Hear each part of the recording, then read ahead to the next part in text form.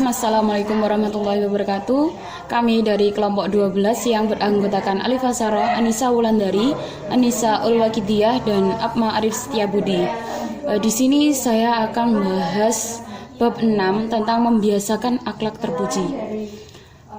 Pengertian kompetisi dalam kebaikan berarti berlomba-lomba dalam kebaikan. Manusia diperintahkan untuk berlomba-lomba dalam berbuat kebajikan, baik kepada manusia atau alam sekitarnya. Misalnya dengan menolong sesama, menyingkirkan sesuatu yang ada di jalan, dan yang selanjutnya yaitu Islam memberikan motivasi kepada pemeluknya untuk mengedepankan berbuat kebaikan penuh antusias yang disebabkan yaitu melakukan dan menyebarkan kebaikan adalah tugas pokok setiap insan, dan usia manusia itu terbatas. Yang selanjutnya yaitu ciri-ciri perilaku kompetisi dalam kebaikan. Yang pertama, memiliki niat yang ikhlas. Niat yang ikhlas merupakan faktor pendorong dalam setiap amal.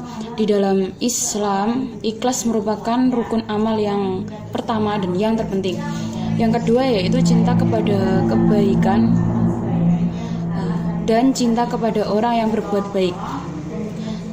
Seseorang akan antusias melaksanakan kebaikan manakala pada dirinya terdapat cinta pada kebaikan. Yang ketiga, merasa beruntung bila melakukan sesuatu kebaikan. Yang keempat, merasa rugi bila meninggalkan suatu kebaikan. Yang terakhir yaitu meneladani generasi yang baik. Yang selanjutnya yaitu balasan perilaku kompetisi dalam kebaikan. Yang pertama, selalu bersama Allah Subhanahu wa taala. Yang kedua, menambah kenikmatan. Yang ketiga, dicintai Allah Subhanahu wa taala. Yang keempat, memperoleh rahmat dari Allah. Yang kelima, memperoleh pahala. Yang keenam, dimasukkan ke dalam surga. Yang selanjutnya yaitu hikmah perilaku kompetisi dalam kebaikan. Hikmah ini ada 3. Yang pertama, melakukan kebaikan yang telah ditentukan. Yang kedua, melakukan persaingan dalam melakukan kebaikan sesuai dengan situasi dan kondisi. Yang ketiga, melakukan amal soleh yang didasari iman kepada Allah Subhanahu wa taala dan dilakukan dengan tekad yang teguh. Yang selanjutnya yaitu optimis. Optimis merupakan keyakinan diri dan salah satu sifat baik yang dianjurkan dalam Islam. Dengan sikap optimis, seseorang akan bersemangat dalam menjalankan kehidupan, baik demi kehidupan di dunia maupun kehidupan di akhirat.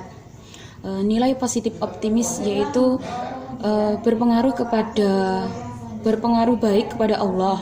Yang kedua, berpikir positif. Yang ketiga, percaya diri, berani dan bertanggung jawab. Selanjutnya, muslim yang optimis lebih disukai Allah.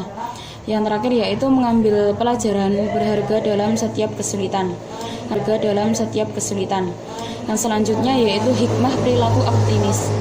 Hikmah perilaku optimis ada 3. Yang pertama, membawa seseorang pada pencapaian hasil. Yang kedua, berpikir positif yang akan memberikan dorongan sikap dan tingkah laku yang positif pula. Yang ketiga, memiliki kepercayaan diri dalam menjalani kehidupan. Yang selanjutnya yaitu dinamis. Dinamis berarti penuh semangat dan tenaga sehingga cepat bergerak dan mudah menyesuaikan diri dengan keadaan. Nilai positif dinamis yaitu yang pertama, bersikap progresif. Yang kedua, menyesuaikan dengan pilihan terbaik dalam perkembangan zaman. Yang ketiga, berpikir futuristik. Yang keempat, bekerja dengan prinsip amal soleh. Yang kelima, teguh dalam menerima cobaan. Yang selanjutnya yaitu hikmah perilaku dinamis. Yang pertama yaitu orang yang dinamis akan terus berkembang, berpikir cerdas dan berkreasi serta selalu beradaptasi dengan lingkungan. Yang selanjutnya yaitu orang yang dinamis tidak mudah putus asa. Yang terakhir, orang yang dinamis akan bekerja keras dalam melakukan usaha, baik usaha duniawi maupun ukhrawi. Yang selanjutnya yaitu inovatif. Inovatif bersifat memperkenalkan sesuatu yang baru atau berarti juga temuan baru yang menyebabkan berdaya gunanya produk atau jasa ke arah yang lebih produktif dan mempunyai nilai manfaat bagi masyarakat. Nilai positif inovasi. Yang pertama, berpikir ilmiah, objektif, cerdas, dan kritis. Yang kedua, melakukan kebaikan. Yang ketiga, menerapkan prinsip amar ma'ruf nahi mungkar. Yang keempat, berorientasi kemanfaatan dan kemaslahatan. Hikmah perilaku inovatif, yaitu yang pertama, dapat memberdayakan kemampuan dan keahlian dalam melakukan apapun dan mengembangkan suatu karyanya. Yang selanjutnya yaitu dapat melakukan kebaikan dan menghindari keburukan. Yang selanjutnya yaitu kreatif. Kreatif adalah menciptakan sesuatu tanpa ada pangkal atau mempunyai sifat menciptakan, tidak dengan cara meniru. Nilai positif kreatif yaitu ada 6. Yang pertama, berpikir orisinil. Yang kedua, beretos kerja tinggi. Yang ketiga, berhasil karya. Yang keempat, tidak mudah putus asa. Yang kelima, tawakal. Yang keenam, memohon bantuan dan pertolongan Allah. Hikmah dari kreasi yaitu ada 3. Yang pertama, setiap pribadi dapat mencipta. Yang kedua, setiap pribadi memiliki keterikatan kepada Allah Subhanahu wa taala yang menjadi tempat bergantung dan tempat berharap satu-satunya. Yang terakhir yaitu setiap pribadi mempunyai etos kerja yang tinggi. Sekian dari saya. Wassalamualaikum warahmatullahi wabarakatuh. Assalamualaikum warahmatullahi wabarakatuh. Baiklah, di sini saya dari kelompok 12 akan melanjutkan presentasi mengenai menghindari akhlak tercela. Menghindari akhlak tercela di sini terbagi menjadi 3, yaitu yang pertama fitnah, namimah, dan ghibah. Fitnah dalam Al-Quran berarti ujian atau cobaan dengan berbagai macam bentuknya. Nah, fitnah di sini biasanya diartikan sebagai perbuatan yang dilakukan baik dengan ucapan, perbuatan, tulisan, dan hal lainnya tanpa memiliki dasar yang dilakukan untuk menjatuhkan atau merendahkan martabat seseorang.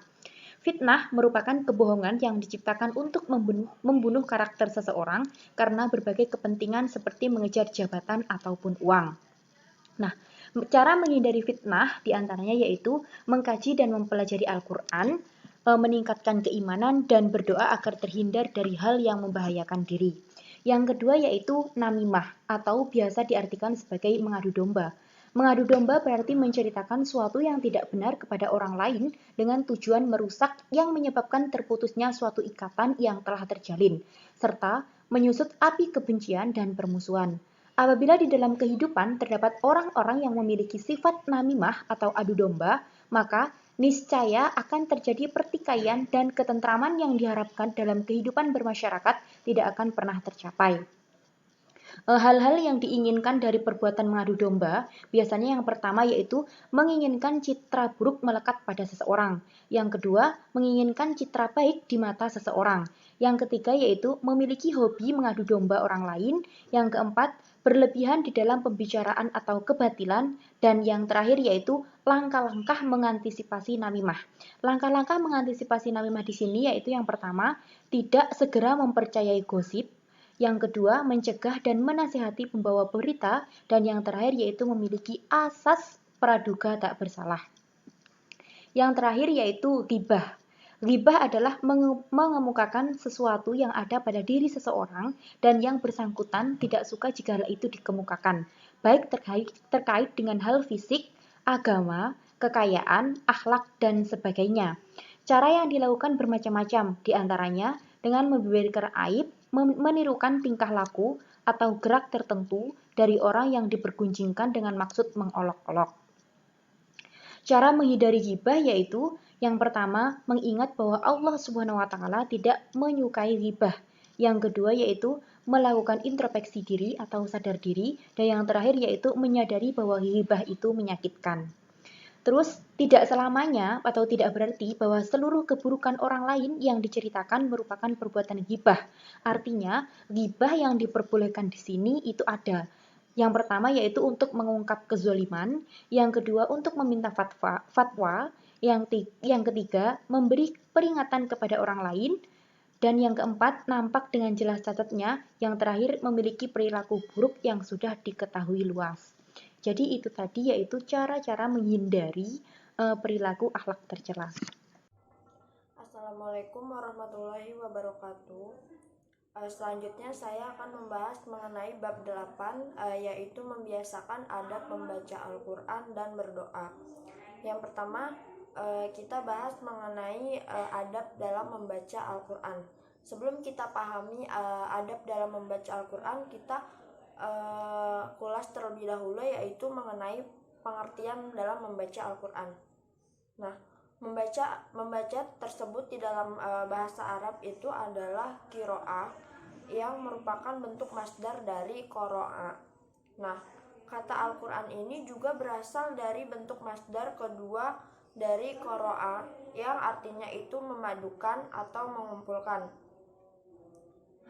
Kalau menurut sebagian ulama, Al-Quran itu merupakan kumpulan kitab-kitab suci terdahulu, bahkan merupakan muara dari seluruh ilmu pengetahuan.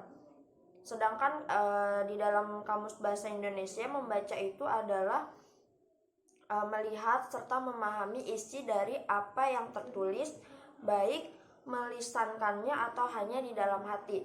Sedangkan Al-Quran secara terminologi itu diartikan sebagai firman Allah Subhanahu wa Ta'ala yang diturunkan kepada Nabi Muhammad SAW, yang mana membacanya tersebut merupakan bagian daripada ibadah. Nah, selanjutnya di sini juga dijelaskan mengenai perintah dalam membaca Al-Quran. Perintah dalam membaca Al-Quran, Allah Subhanahu wa Ta'ala ini juga telah menurunkan Al-Quran agar manusia itu membaca dan melakukan tadabbur kepadanya.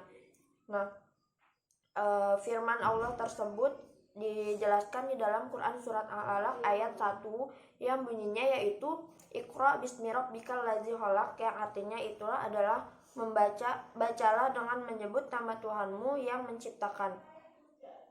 Nah, selanjutnya kita bahas mengenai adab membaca dalam Al-Quran. Adab dalam membaca Al-Quran itu kita bisa memperhatikannya. Beberapa adab diantaranya adalah yaitu yang pertama, orang yang membacanya, ukuran bacaannya, murotal, menangis, memperhatikan hak-hak ayat, memulai membaca Al-Quran dengan ta'awudz dan membaca dengan suara lembut, serta membaca dengan suara merdu dan berurutan. Selanjutnya kita bahas mengenai dalam adab berdoa. Di pengertian berdoa ini kita bisa artikan yaitu doa adalah sebuah permohonan, harapan, dan memuji kepada Allah Subhanahu wa Ta'ala. Nah, doa ini dilakukan oleh manusia karena manusia itu meyakini akan kekuatan besar yang memberikan andil dalam kehidupan, yaitu Allah Subhanahu wa Ta'ala. Nah, doa dalam menurut Ibnu Al-Qayyim yaitu sebab yang paling kuat dalam menolak sesuatu yang tidak diinginkan dan merupakan sebab terkuat bagi sesuatu yang diinginkan. Nah, doa ini terbagi menjadi dua, yaitu ada doa ibadah dan doa masalah. Doa masalah yaitu permohonan seseorang yang hamba akan hal-hal yang bermanfaat baginya atau agar terhindar dari kerusakan. Nah, sedangkan doa ibadah yaitu memohon kepada Allah Subhanahu wa Ta'ala dengan berlaku ikhlas kepadanya dalam beribadah untuk mendapatkan apa yang ia inginkan atau agar ia terhindar dari suatu kejahatan yang akan menimpanya. Bismillahirrahmanirrahim. Assalamualaikum warahmatullahi wabarakatuh. Saya akan menyampaikan bab 9 yaitu tentang meneladani sifat utama Ibnu Rasyid dan Muhammad Iqbal. Yang pertama saya akan menjelaskan Ibnu Rasyid, riwayat hidup dan keteladanan. Nama lengkap adalah Abu Al-Wahid Muhammad bin Ahmad Ibn Rasyid. Lahir pada tahun 520 Hijriah atau 1126 Masehi di kota Cordoba. Dia termasuk sosok ilmuwan yang memiliki semangat tinggi di dalam belajar. Terdapat suatu riwayat yang menjelaskan bahwa dirinya tidak pernah terlepas dari membaca buku kecuali di malam saat orang tuanya wafat dan di dalam pertama hari perkawinannya. Pendidikan awalnya ditempuh di Cordoba. Di sini ia belajar ilmu tafsir, hadis, akidah, bahasa Arab, matematika, fisika, astronomi, logika, filsafat, dan kedokteran. Cordoba saat itu dikenal sebagai kota ilmuwan, khususnya kajian filsafat yang sepadan dengan kota-kota lain seperti Damaskus, Baghdad, dan Mesir. Karya-karya Ibnu Rashid memiliki banyak karya. Eman Renan yang pernah melacak karya Ibnu Rashid dan ditemukan berjumlah 78 buah yang tersebar di dalam berbagai disiplin ilmu, diantaranya 28 buku di bidang filsafat, 20 buku di bidang Atlantik. Seluruh bukunya dimusnahkan. Dia wafat di usia 72 tahun di Maroko, lalu jenazahnya dibawa ke Cordoba. Yang selanjutnya saya akan menjelaskan tentang Muhammad Iqbal.